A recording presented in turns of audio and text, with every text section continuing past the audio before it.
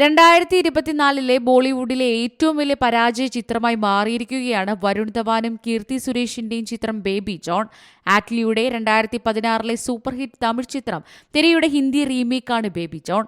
നിർഭാഗ്യവശാൽ ഹിന്ദിയിൽ ചിത്രത്തിന് വിജയിക്കാൻ സാധിച്ചിട്ടില്ല.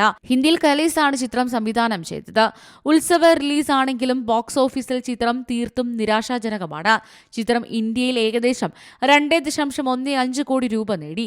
ഇതോടെ ബേബി ജോണിന്റെ മൊത്തം ആഭ്യന്തര കളക്ഷൻ 32.65 കോടി രൂപയായി. ചിത്രം ലോകമെമ്പാടുമായി 45.1 കോടി നേടിയതായി റിപ്പോർട്ടുകളുണ്ട്. 160 കോടി ബജറ്റിലാണ് ബേബി ജോൺ നിർമ്മിച്ചിരിക്കുന്നത്. വരുൺ ധവാനെ കൂടാതെ കീർത്തി സുരേഷ്, വാമിക ഗപ്പി, ജാക്കി ഷറഫ് എന്നിവരും ബേബി ജോണിൽ പ്രധാന വേഷങ്ങളിലെത്തുന്നു. സൽമാൻ ഖാനും ചിത്രത്തിൽ അതിഥി വേഷത്തിൽ എത്തുന്നുണ്ട്. വരുൺ ധവാൻ നായകനായ ചിത്രം ക്രിസ്മസ് ദിനത്തിലാണ് റിലീസ് ചെയ്തത്.